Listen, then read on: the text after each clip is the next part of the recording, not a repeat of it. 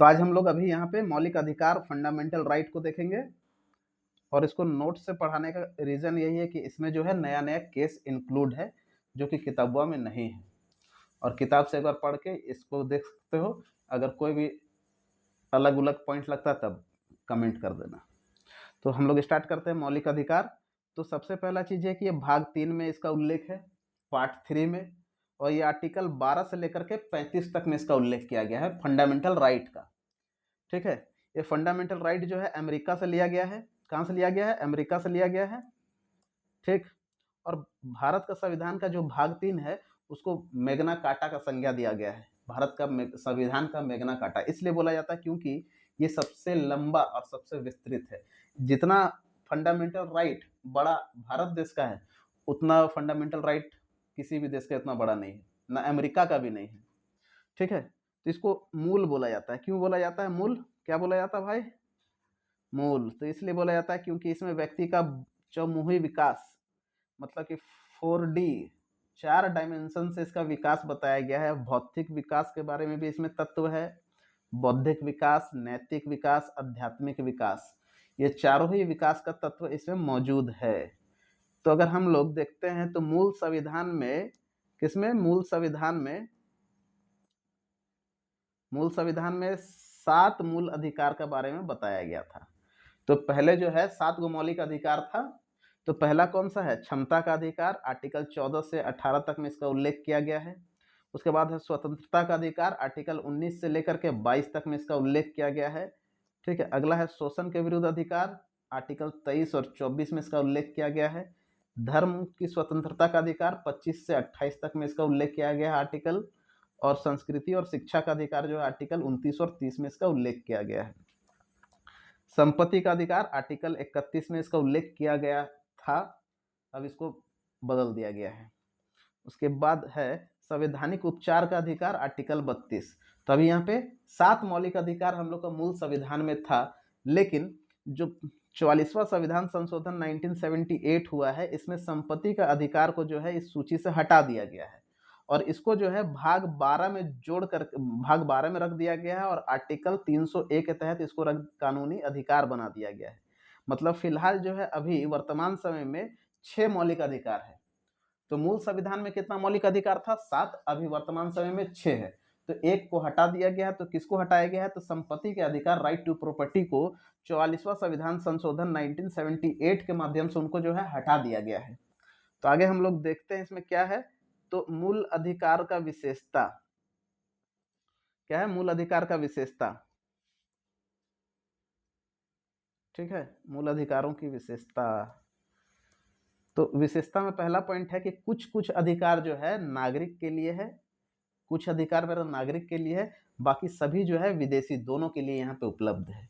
तो आर्टिकल 15, 16, 19, 29, 30, इसमें जो भी बातें उल्लेख किया गया है ये केवल और केवल भारतीय नागरिक के लिए है, और बाकी जितना भी आर्टिकल है सभी आर्टिकल जो है ये नागरिक और विदेशी दोनों के लिए है।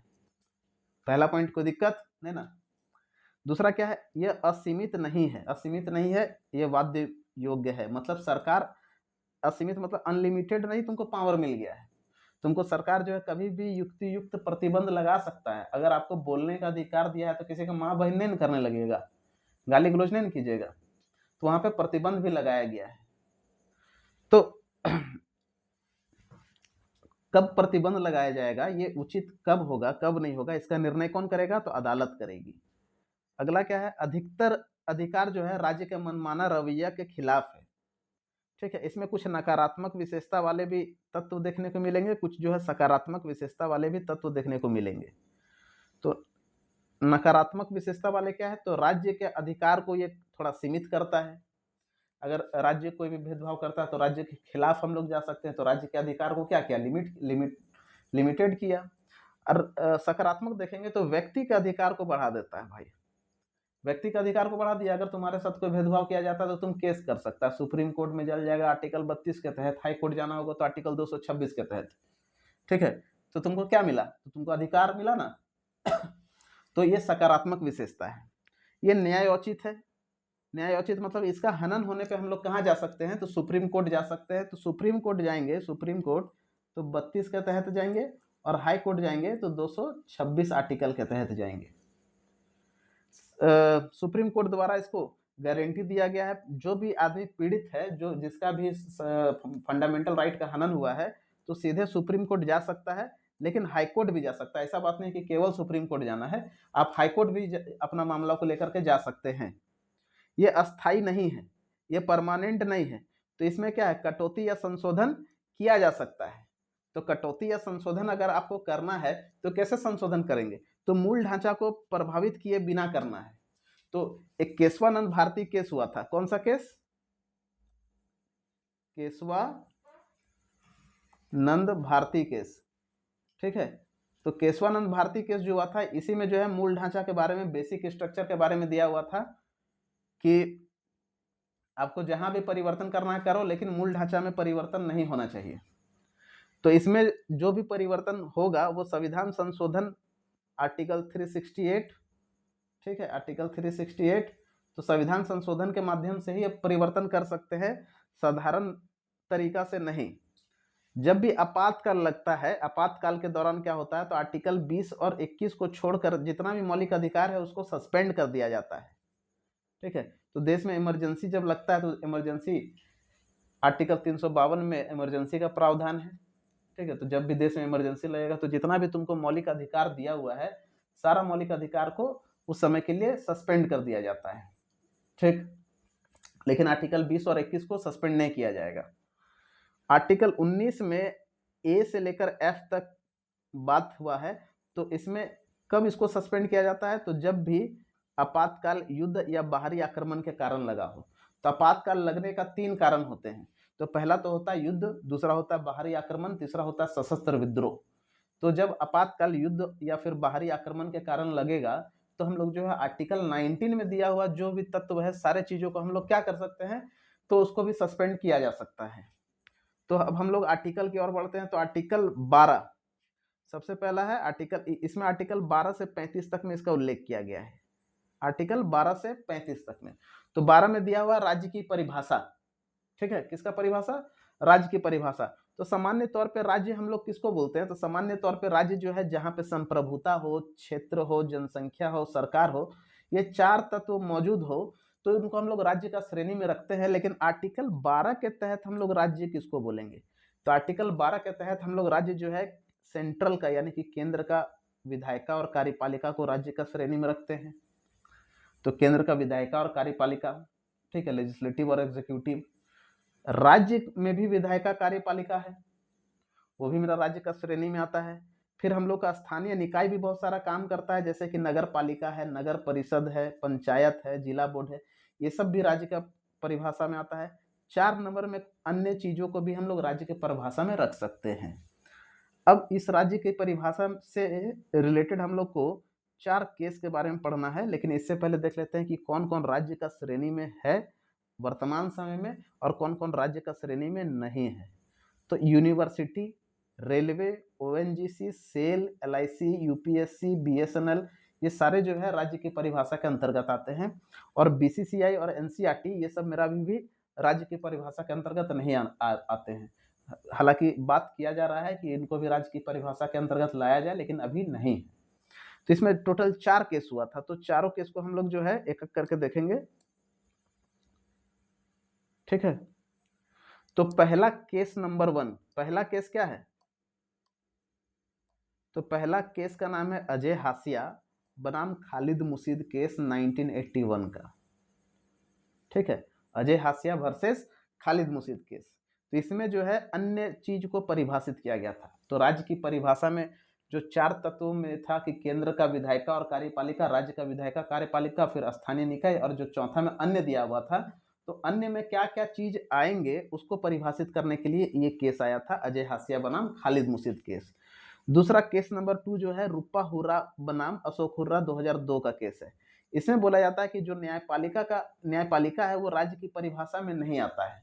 तो केंद्र का विधायिका आता है राज्य की परिभाषा में, कार्यपालिका आता है राज्य की परिभाषा में, लेकिन जो न्यायपालिका है, जो जुरिडिक्शन है, जुडिशरी है, वो राज्य की परिभाषा में नहीं आता है। थर्ड केस हुआ था common cause versus Indian union 2005 का केस, ठीक है। तो इसमें बोला गया था जो न्यायपालिका है, यही न्यायपालिका का जो न्यायिक निर्णय होगा वो राज्य की परिभाषा में नहीं आएगा, और बाकी अगर न्यायपालिका और कुछ भी काम करता है तो वो राज्य की परिभाषा में आएगा। ठीक है, अगला केस था मेरा चौथा number, Seetamala Sharma versus Saint Paul senior secondary school का। तो इसमें बोला गया था जितना भी गैर पोषित संस्था है, निजी संस्था है, अल्पसंख्यकों का संस्था है, शैक्षणिक, जितना भी ये सब संस्था है, ये सब मेरा राज्य की परिभाषा में नहीं आता है। तो ये चौथा केस में बोला गया था। अब आर्टिकल 13 में बोलता है क्या, तो आर्टिकल में 13 में बोला गया था कोई अगर कानून है जो तुम्हारा मौलिक अधिकार का हनन करता हो, कोई भी ऐसा कानून भारत सरकार के द्वारा बनाया गया है जिसको देख के लगता है कि मौलिक अधिकार का इसमें हनन हो रहा है, तो वो कानून को समाप्त कर दिया जाएगा। ठीक है, तो इसमें 13(1) में क्या बात किया जा रहा है कि बहुत सारा कानून भारत में चल रहा है जो संविधान से पहले भी है, तो संविधान का पूर्व विधि, ठीक है, संविधान बनने से पहले यानी कि 26 जनवरी 1950 से पहले का भी बहुत सारा कानून भारत में चल रहा है। अगर वो कोई कानून मौलिक अधिकार का हनन करता है तो उसको भी शून्य किया जाएगा। इसको बोलते हैं आच्छादन का सिद्धांत। 13(2) में बोला जाता है कि संविधान बनने के बाद अगर कोई मौलिक अधिकार का हनन करता है तो भी वो शून्य घोषित होगा। इसको बोलता है पृथ्वीकरण का सिद्धांत। तो ये दोनों सिद्धांत में क्या अंतर है, तो मान लेते हैं कि संविधान पूर्व वाला है, इतना बड़ा कोई संविधान है, ठीक है, आच्छादन का सिद्धांत, इतना बड़ा संविधान है, इसमें ये हिस्सा जो है केवल मौलिक अधिकार का हनन करता है, तो केवल ये हिस्सा खत्म हो जाएगा, ये हिस्सा रहेगा। लेकिन पृथ्वीकरण का सिद्धांत में यही उल्टा हो जाता है कि इतना बड़ा कोई कानून है और उसका इतना हिस्सा जो है मौलिक अधिकार का हनन करता है, तो पूरा कानून ही खत्म कर दिया जाएगा, इतना बड़ा कानून ही खत्म कर दिया जाएगा। अब 13 में जो है विधि को परिभाषित किया गया है कि आखिर कानून कौन बना सकता है, क्या होता है कानून। तो कुछ अस्थाई विधि होता है, परमानेंट कानून होता है। ये परमानेंट कानून जो है बनाने का काम किसका होता है, संसद मेरा परमानेंट कानून बना सकता है, या फिर स्टेट लेजिस्लेटिव राज्य विधानमंडल मेरा परमानेंट कानून बना सकता है। एक होता है अस्थायी कानून, तो जो अध्यादेश होता है, तो अगर राष्ट्रपति मेरा अध्यादेश जारी करता है तो आर्टिकल 123 के तहत करेगा, और राज्यपाल मेरा अगर अध्यादेश जारी करेगा तो आर्टिकल 213 के तहत करेगा। तो ये अध्यादेश जो होता है ये अस्थायी विधि होता है, मतलब टेम्पोररी होता है। इसका मैक्सिमम टाइम पीरियड 6 महीना 6 वीक होता है, तो हमेशा के लिए तो नहीं है। लेकिन जो संसद कानून बनाता है या राज्य विधायिका कानून बनाता है, तो वो कानून जो है मेरा हमेशा के लिए रहता है। ठीक है, तो राज्य विधायिका का कानून जो है हमेशा के लिए रहेगा, संसद का कानून हमेशा के लिए रहेगा। लेकिन अस्थायी कानून जो मेरा अध्यादेश होता है, राज्यपाल या राष्ट्रपति के द्वारा अध्यादेश लाया जाता है, यह अध्यादेश जब सदन का सत्र नहीं चलता तब अध्यादेश लाया जाता है, तो ये अस्थायी कानून है। अगला क्या है, कार्यपालिका अगर कुछ विधान करती है, उपविधि नियम है, तो ये भी मेरा राज्य की परिभाषा में आता है। या कोई प्रथा पहले से चलते आ रहा है तो ये भी राज्य की परिभाषा में आएगा। तो आर्टिकल 13 का 4 में क्या, तो संविधान में संशोधन किया जा सकता है कि नहीं किया जा सकता, तो हाँ जरूर किया जा सकता है, लेकिन केशवानंद भारती केस को ध्यान में रखकर ही किया जा सकता है। और केशवानंद भारती केस में बोला क्या गया था कि मौलिक ढांचा में परिवर्तन नहीं किया जा सकता है, बाकी आप संविधान में परिवर्तन कीजिए। आर्टिकल 14 में है यहाँ पे क्षमता का अधिकार। ठीक है, तो 14 से लेकर के 14 से ये 18 तक में इसका उल्लेख है, क्षमता का अधिकार। तो हम लोग आर्टिकल 14 को पहले देख लेते हैं। तो आर्टिकल 14 में है किसी व्यक्ति को विधि के समक्ष क्षमता और समान संरक्षण प्रदान है। ठीक है, तो कानून के नज़र में सब व्यक्ति क्या है, तो इक्वल है, और यहाँ पे समान संरक्षण, यहाँ पे दो बात किया जा रहा है। तो पहला बात तो विधि के समक्ष क्या है, आदमी समान है, ठीक है, क्षमता है। तो ये पहला चीज है कि नेगेटिव नकारात्मक तत्वों को दिखाता है, और ये ब्रिटेन से लिया गया है। ठीक है, कानून के समक्ष सभी एक समान है, किसी को भी विशेषाधिकार प्राप्त नहीं है, चाहे वो अमीर रहे गरीब रहे जैसा भी रहे, उसको भी कोई प्रकार का विशेषाधिकार प्राप्त नहीं है। ठीक है, तो यहाँ पे एक फ्रांसीसी मुहावरा बहुत ही फेमस है, ला प्रिंसेप डी लीगेलाइट। इसका मतलब होता है विधि के आधार पर शासन।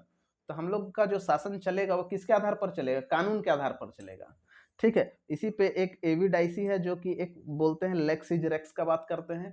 तो लेक्स इज रेक्स का मतलब होता है विधि ही राजा है, राजा कानून नहीं है, कानून मेरा राजा है। तो भारत देश में क्या सिस्टम चलता है, कौन राजा है, कानून राजा है, राजा के हिसाब से कानून नहीं चलेगा, कानून के हिसाब से राजा को चलना पड़ेगा। तो ये मेरा नेगेटिव सेंस देता है भाई। तो बताएंगे कैसे नेगेटिव सेंस देता है। विधि का समान संरक्षण, तो ये पॉजिटिव है और ये यूएसए में दिया गया है। तो इसमें समान परिस्थिति में समान व्यवहार किया जाता है, असमान परिस्थिति में असमान व्यवहार किया जाता है। तो पहला वाला अगर मुद्दा को लेते हैं, इधर वाला मुद्दा को, तो इसमें क्या बोला गया था कि किसी पे भेदभाव नहीं किया जाएगा। तो अगर कोई रेस है और इसमें एक आदमी लंगड़ा है और एक आदमी स्वस्थ है, तो 100% है कि जो स्वस्थ है वही जीतेगा, लंगड़ा आदमी तो हार जाएगा। ठीक है, तो ये समान परिस्थिति नहीं हुआ, तो असमान परिस्थिति में असमान व्यवहार किया जाएगा। तो ये बात यहाँ पे दिया हुआ है। अब इसमें हम लोग कुछ कुछ केस को देख लेते हैं। तो पहला केस है तमिलनाडु वर्सेस रोयप्पा केस। पहला केस है रोयप्पा वर्सेस तमिलनाडु केस। इसमें बोला जाता है अगर पक्षपात किया जाता है, सेकंड वाला पार्ट से संबंधित है, तो जैसे कि असमान व्यवहार किया जाता है, तो इसमें जो है पक्षपात होगा। तो पक्षपात कैसा होना चाहिए, तार्किक होना चाहिए। ऐसा नहीं कि कोई भी आदमी बोल रहा है कि हम लंगड़ा है भाई, तो ऐसा नहीं, आप कुछ तो प्रूफ देना पड़ेगा। दूसरा है केस ओमकार लाल बजाज भारत संघ का केस वर्सेस इंडियन यूनियन का केस। तो इसी में बोला गया था समान परिस्थिति में समान व्यवहार किया जाएगा।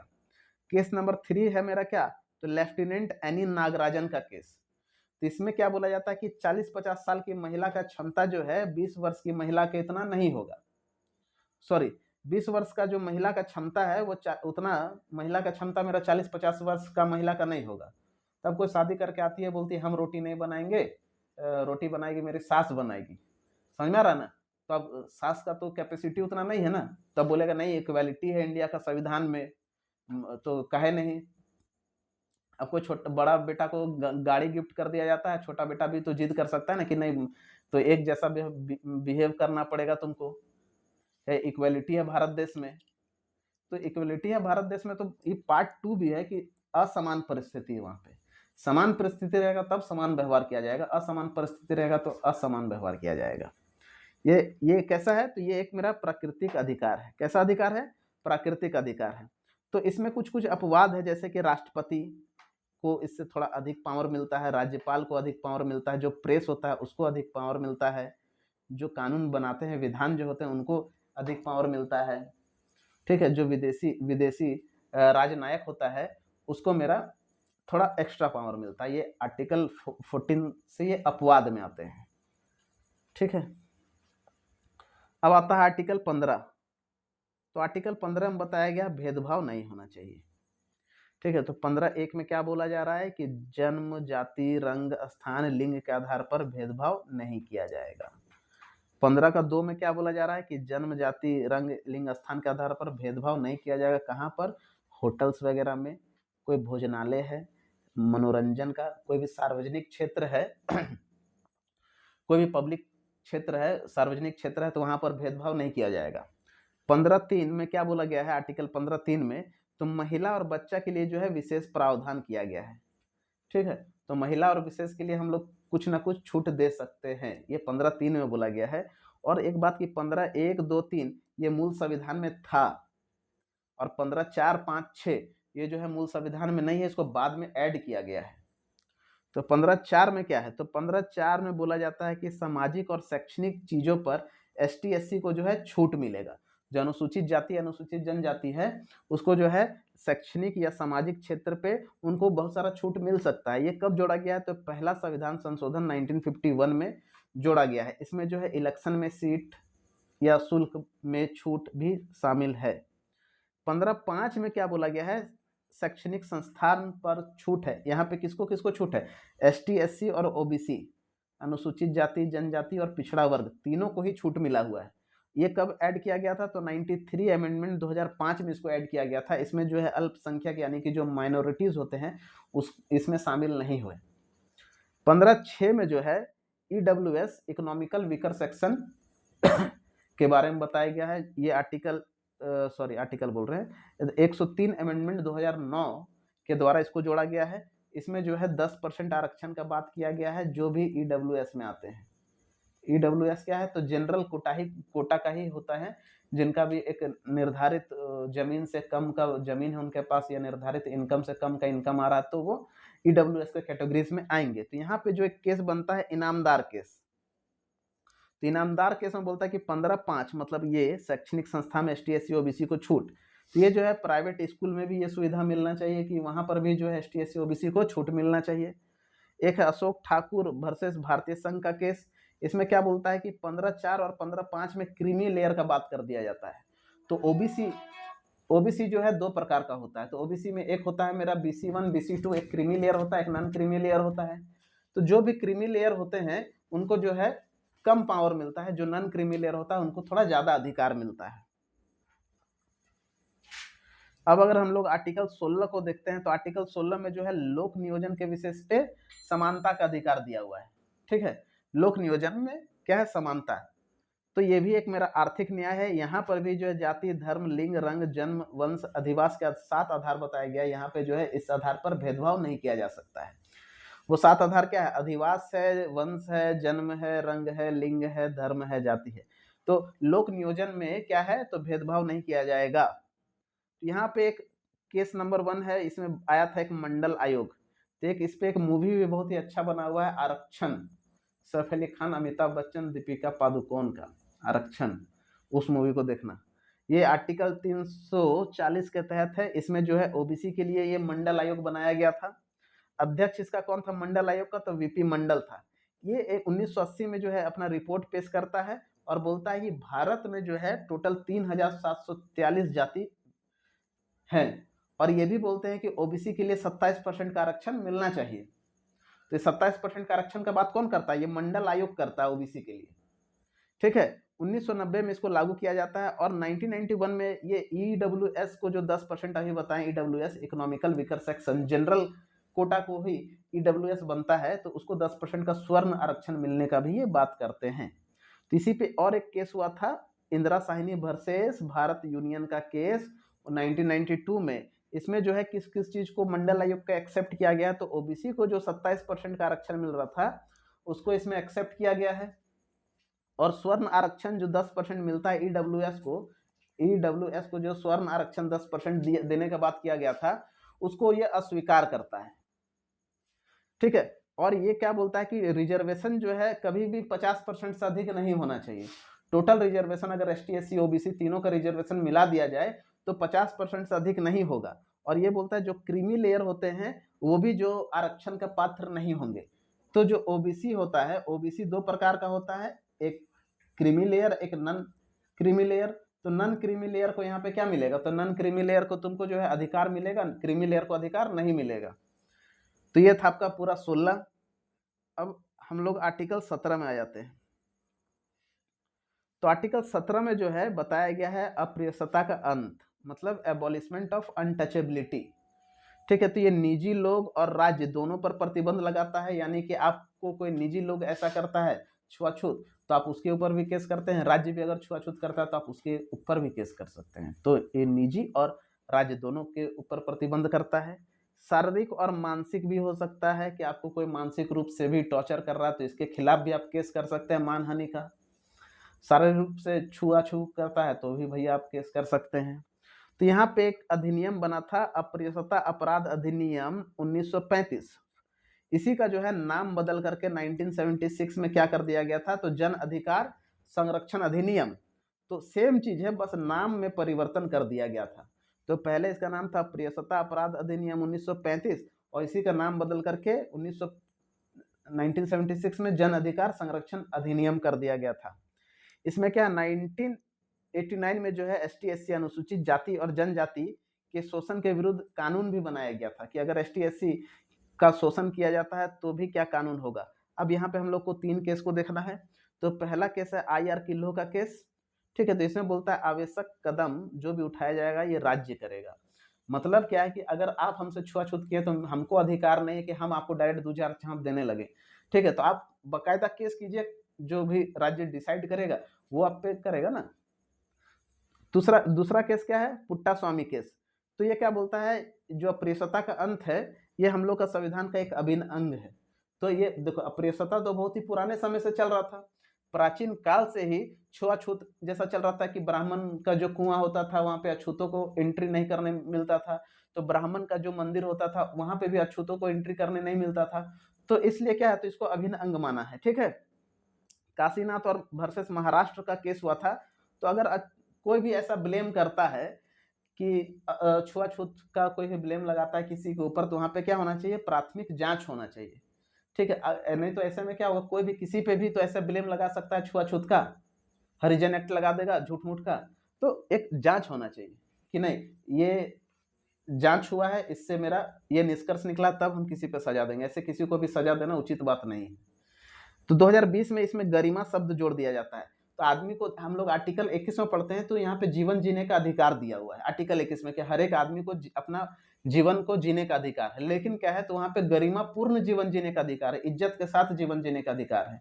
अगर कोई भी आपका इज्जत के साथ खिलवाड़ करता है तो आप उसके ऊपर मानहानि का केस कर सकते हैं। कोई सोशली भी अगर करता है तो भी आप केस कर सकते हैं। आपका कोई मीम्स बना देता है, कार्टून कार्टून वगैरह बना देता है, जैसे कि आजकल तो बहुत सारा मीम्स चलता है कि इसका कार्टून उसका कार्टून बना के चल रहा है, आदमी उतना ध्यान नहीं देता, लेकिन अगर आप चाहेंगे तो आप उस पर केस कर सकते हैं।